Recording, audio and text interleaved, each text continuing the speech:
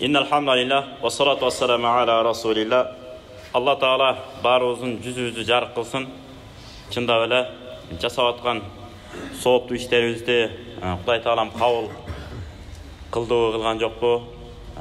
Балким Пайгамбар Мухаммад саллаллаху алейхи ва саллям көрсөткөн тартиптин негизинде аткарышыбыз мүмкүн, аткарбай да калышыбыз мүмкүн. Ошондуктан ар бир нерсенин фасалу ахла зикрин кунтум ла та'ламун.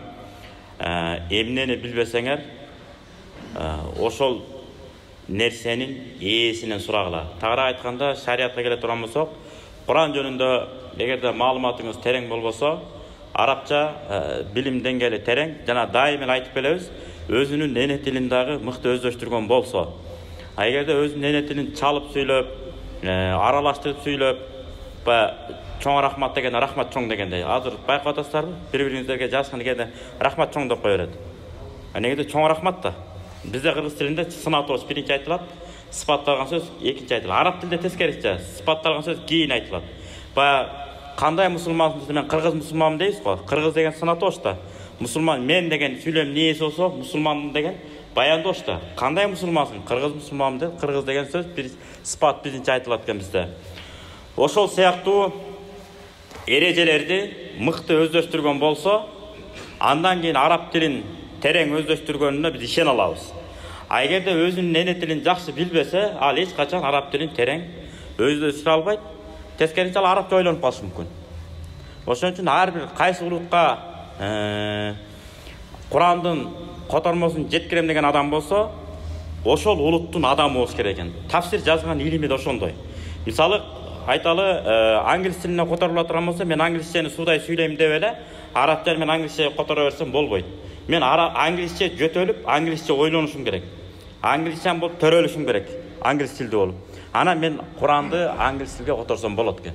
Мына ошол сыяктуу шариатта ушундай ар ким өзүнүн эне тилин мыкты өздөштүргөн болсо, анан кийин эмне алат экенбиз? Шариатты ары бери талкуулап бергенине биз ынана алат экенбиз. Себеби бүгүнкү күндө көрүп атасыздар, динди кармангандай эле болот бир карасаңыз. Бирок проблема башынан эч үзүлбөйт. Ата-энесине көйгөй жаратып аткан, үй бүлөсүнө көйгөй жаратып аткан, же баласы ата-энесине көйгөй, же ата-энеси баласына, кыскасы кызык да. Эмне үчүн? Ошо шариатты терең өздөштүргөндүктөн жана ата-бабабыздан келаткан каада салт, нарк, насилди өздөштүрбөгөндүктөн. Өзүбүздүн каада салт, нарк, насилибизди билмейинче ислам динин биз эч качан терең түшүнө албайбыз, жана элибизге жуурулуштуруп кете албайбыз, жана кесип сүйлөй турганга айланып калабыз. Ал дагы арам дейсиз. Арам экенине далилиңиз жок кээде. Болду биз чала угуп алгансыз, согос, соккондон кийин эмне болот? Нар жагынан кылтыйып чыгып калат, туура эмес сүйлөгөнүңүз. Анан өкүнөсүз. Астагфирулла өткөндө мен жаңылып калып турмун. Шариат бул менимче ушундай да уктум эле деген мен кетпейт. Так билесизби? Далилин кескин окуп, мындай өздөштүргөнсүз, анан айтасыз. Болбосо жок. Мисалы, ошого бир мисал, аялдардын үнү авырат деп да чыккандар бар. Аялдардын үнү авырат, уяттуу деп эсептей турган болсок, биз көчмөн калкпыз. Айылга учурашып барасыз. Ассаламу алейкум, саламатсыздар, арыбаңыздар дейт. Билсе көбүнчө кемпир кезектерге колдонулат. Байкайсыздар да. Арыбаңыздар, жакшысыздарбы деп болсо, жакшы турасыздарбы? Бар бол айнанайын, бар бол деп, алдыңа кетейин деп, байкуш энелерибиз сонун бизге жооп кайтарып берчү. Туурабы? Бала кезде көрө эле калбадыкпы? Аз алдыңа кетейин деген энелерибиз дагы азая баштады. Кандай жакшысыңбы, жүрөсүңбү деп баягы карыган сайын жашарганга аракет кылып, жаштарча ойлонгусу келгендер бар. Ага болбой эле, бирок өмүр, убакыт деген эмне алат экен. Ошон үчүн жаштыкты жаштыктай, карлыкты карлыктай дөөлөт сүрүп жашаган бул сонун нерсе, дөөлөт экен. Ошон үчүн улуулар улуудай болуш керек экен, орто муун орто муундай, кичүүлөр кичүүдөй болушубуз керек. Улуу муундукка да даярданыш керек экен, аксакал болуп, бир аймактын аксакалы болгонго. Ал үчүн тарыхыңызды, салт санаңызды жеп ичип коюшуңуз керек экен.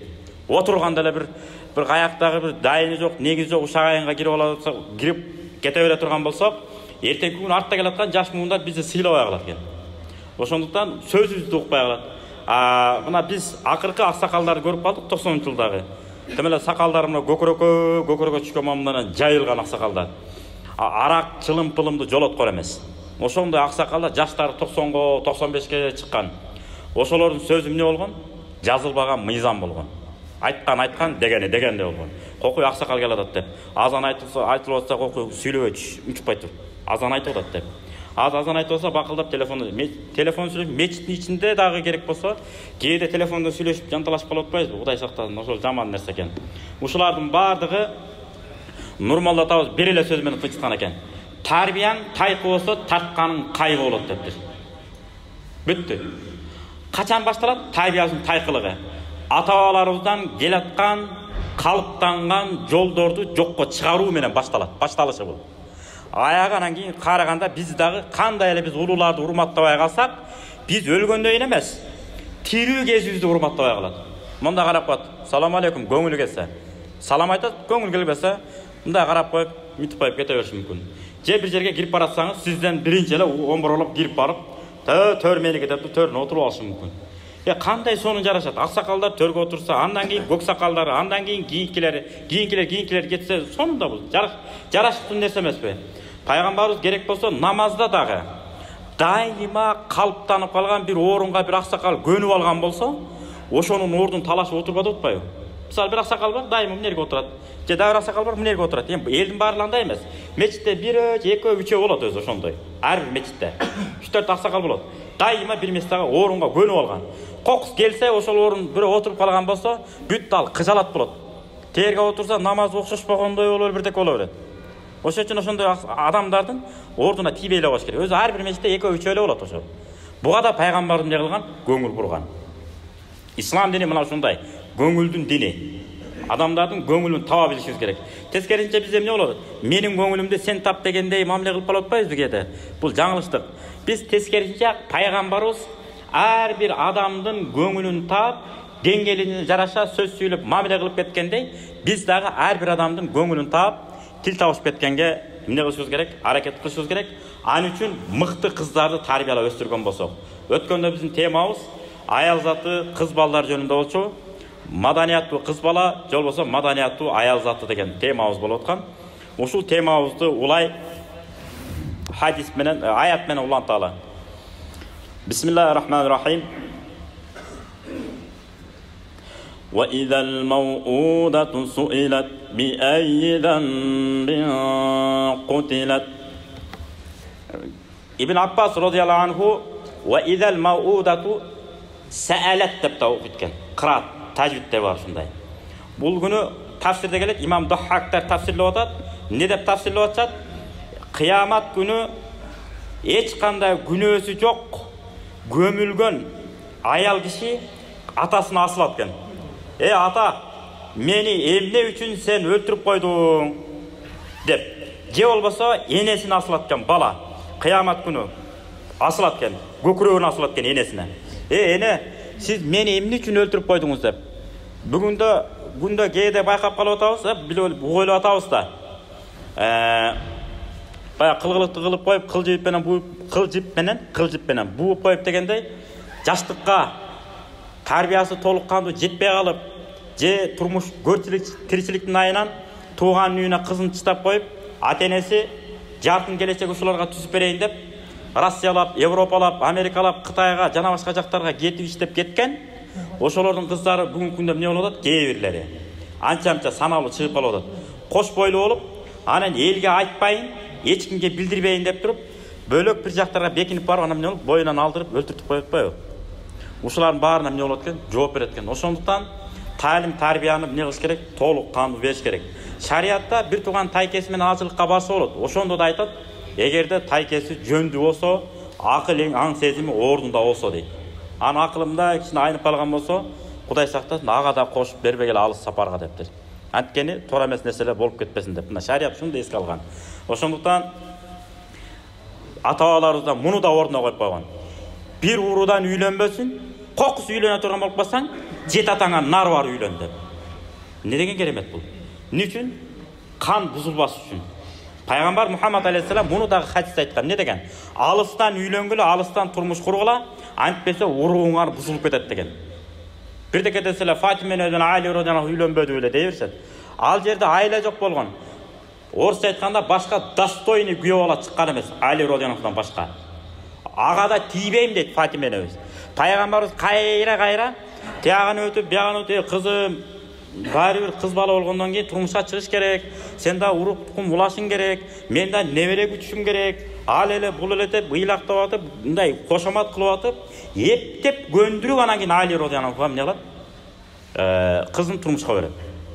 Ушундай да көрбөйсүздөр. Ошондуктан кыз балага өтө аяр мамиле жасаш керек. Жана Алла Таала Куранда сонун көрүңүздөр, кыз баланын даражасын өйдө көтөрүп койгон. Кээде бизде кыз баланы ушунчалык маани бербей калабыз. Бизде караңыздар. Кыз бала эрежеге жеткенден кийин, өзгөчө турмушка чыккандан кийин эч качан босогого отургузбайт бизде, туурабы? Кыз бала уят болот, бактысыз болуп каласың, кой айнанайын, төргө отур. Күйөө бала менен кошо кел. Ошо менен бала чакаң менен келип, чогуу кеткиле. Деп өйдө отургузуп, анан устукан деп эсептелбеген төшеттерди эмне кылат бизде энелерибиз, айланайын кагылайын деген энелерибиз. Түйчө кылып туруп берип турат экен. Максат мамиле. Төшетти жөндөй эле койсо болмок. Мамиле экен, жөн эле мамиле. Анан алдагы жөн отурбай, эстейт экен, энем жөнөтүп жүргөн турбай, кагайтып, жосо сүрсүтүп деп. Ошентип мамилебиз эмне болгон? Улангандан уланып келген. Ошондуктан кыз баланы жерип басынта берген да болбойт экен. Кыз балага жакшы таалим тарбия бериш керек. Ошондуктан одон омакал бар экен да. Кыздан өткөн жаман нерсе жок, мындай бирөөнүн бүлөсү экен деген мааниде. Кыздан өткөн жаман жок. Карабайсызбы? Өзгө эрибей, өзгөгө ери. Туздан жаман нерсе жок. Майга эрибей, сууга ери. Муну мааниси кыз баланы 18, 19, 20, 22 жашка чейин багып чоңойтот экенбиз дагы. Бирөөнүн бүлөсү кылып не кылып берет экенбиз? Тапшырып беребиз. Биринчи кыз узатып аткандар билет өздөрү деле. Көзүнөн мөлт-мөлт жаштарды агызып алып, каптандан бир боорун бөйрөгүн жулуп алып кеткендей болуп эле тиктеш эле бири-бирин тиктеш эле отуруп калат экенсиң. Көрүп атпайбыз баларды, туурабы? Ошондуктан кыз балага татыктуу таалим тарбиясын бериш керек экен. Жанагы шеф поварлук. Жанагында тикмечилик, мамиле, кыргыздын макалын караңыз. Аялдын сулуулугу ажарында, эркектин сулуулугу акылында дейт. Мээсинде. Муну мээ орду менен иштеп, орду менен мамиле кылбаса бул жаман экен. А бирок мээни биз жүрөк аркылуу башкарышыбыз керек экен. Эгерде жүрөк аркылуу башкарбасак, бул мээ өзүн кыйын этет экен. Акылман сезип кетет экен кээде. Өзүн гений сезип кетет экен. Аксакал болсо кайната, кайнене, тууган уруктун баарын шыпырып тетака ыргытып кое берет экен. Бул акыл ушундай экен. Ыйман аркылуу, ичиңиздеги жан дүйнөз аркылуу муну контролдоп башкарып койсок, мындай кишендеп, ноктолоп, жүгөндөп койсок, тулпар атты дагы эмне эле бир эле жүгөн башкарып коет мындай эле. Зиңкилдетип алып кете бересиз. Ошол сыяктуу мээни ыйман менен, жүрөк менен эмне кылып койушубуз керек экен? Жүгөндөп койушубуз керек экен мындай кылып, тизгиндеп. Ошондон кийин мында чыкылдатып мээни контролдоп алып кетет экенбиз алдыга көздөй. Ошон үчүн кыз баланы таалим тарбиясын берип өстүрүш өтө кыйын экен. Ушунчалык шеф поварлукту үйрөтөлү, тамак жасаган адистигин. Казанга от жагып, кепкирди салып эле койсо, кепкир өзү аралаштырып, өзү бышырып, өзү биякта башка ишин бүтүрөбөш керек, кепкир өзү эле бышырыбөш керек тамагын. Табактарды ыргытып койсо, тамактар барып казандын айланасында туруп калып, өзү эле тамактар куюлуп, элдин алдына мына шыкыл келип калыш, жайнап эле мындай тизилип келип калыш керек. Муну мааниси эмне? Эгерде юмор өлүп калган болсо, түз кабыл алышы мүмкүн. Биз кыргыз эли юморубуз өтө күчтүү элбиз. Бул деген сөз кээ бирлери бар, жүдөй берет, эки конок келип алса эле. Жүдөп тамагын бере албай, аябай эжеңкинен барып тосуп кетчи, жосо кафеден тосуп кетирчи нары дейт экен. Ушундай энелерибиз болгон, айылда чоң апаларыбыз бар азыр деле. Төрөгөнү 10 бала, 12 баланы төрөп койгон. Казанынан наны да бышып атат, баласы деле каралып атат, сүтү деле уйлары деле саалып атат, жылкылары деле саалып, сабоодо кымыз деле сабалып атат. Бүт жетишип турган, турабы? Мына Сайзоонда аталар отурасыздар. Бүт жетишкенсиздер. Азыр эмне бакканы 2-3 эле, азыр ниетибизге жараша болуп калдыбы? Пландайбыз отуруп, ошо балдарыңыздарга өттү, бизге өттү. Мына 3төн 4төн. Кокус 5-6 бала жетелеп калсаңыз, машалла, мунун баласы аябай көп экен. Как будто орустар айткандай, 14-13 бала төлөп койгондой. Көрбөйсүздөр. Ошон үчүн Азирет Умар эмне деген? Көп балалуу болгула. Кайсынысы аркылуу рызкы таап жериңерди билбейсиңер дейт. Балким улуу балаңыз, балким ортоңку балаңыз, балким эң кенже балаңыз билбейсиз. Бычакка саптуу бирөөсү эле болот. Калганы бар. Кыбылаңар, аялыңар болуп калат дегенде, аял аркылуу деп, келин балаңыз аркылуу маселе чечилет. Балаңызга бир деген айтасыз жакшылап, дейт. Эрте салсаң план өзгөрүп калган болот. Эмне үчүн? Аркасында тизгиндеп турган аялы бар. Анын сөзү, анын аткаруу балаңыз үчүн эмне болуп калган? Фарз дебейин, бирок важип болуп калган. Сиздин сөзүңүз мустахаб, сүннөт сыяктуу. Бияктар калып калган. Эмне үчүн? Балаңыздын муунун бош кылып тарбиялап койгондугуңуз үчүн. Уяттуулук, айыр, намыс деген өйдө болбогондуктан, кыздарыңыздын таалим тарбиясы тайкы болгондуктан, күйөө баланы эмне кылып алат экен? Башкаруу алдына киргизип алат экен. Эгер кызыбызга жеткиликтүү таалим тарбия берсек, күйөө балабызды тетека учуруп алат экен дагы, акырын ханшадай болуп, акырын ишин кылып, секин бактылуу өмүр сүрө берет экен. Мына ошого пайгамбар Мухаммад алейхиссалам эмне деген? Сөзүм ушу менен жыйынтыктайын, убакыт бүтүп калыптыр. Мен аала жариятайни хатта таблуга жаа яумал кияма ана ва хуа кахатайн. Кимде ким эки кызды жетилтип таалим тарбиясын берсе, кыямат күнү ушундай болуп мен жакын келем дептир. Демек мен менен кошо бейиште болот деген сөз. Экеле кыз. Дагы хадистин улантысында келет. Караңыздар. Кимде ким кызды бакса, тарбияласа, анын кыйынчылыгына сабыр кылган болсо, кыямат күнү эмне болот дептир? Бейишке сөзсүз түрдө ал адам кирет дептир. А эгер экеле кыз болсочу, ал дагы деп. А бир эле кыз болсочу, ага дагы дептир. Ошон үчүн кыздарга таалим тарбия бериш өтө кыйын. Бүгүнкү күндө эмне болуп атабыз? Эртең менен эрте жумушка барабыз. Кечинде кеч келебиз. Соткабызды чукулайт экенбиз. Кызыңыз эмнени ойлонуп атат, эмне жөнүндө ойлонгусу келип атат, аны билбейсиз. 3 жашында бере турган тарбия бар. 4, 5, 6, 7, 8, 9, 10, 18, 19, 20 жаштар ар бир жашында, айында бериле турган таалим тарбияны сиз бербей калгандыктан, ал ошентип студент болуп калат. Студент болгондон болду, жоготтуңуз.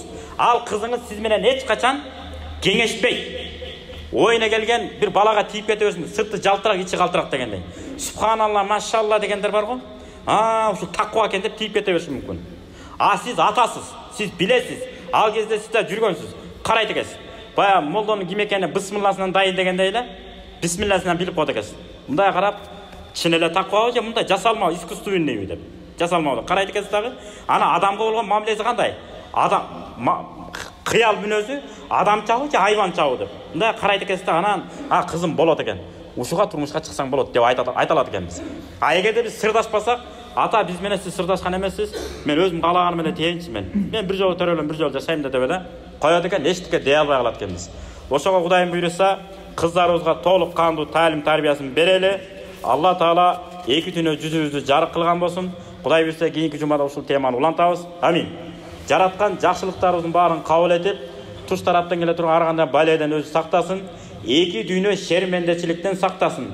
Такыр жок дегенде бүгүнкү темабыз кыз баласы болуп атат.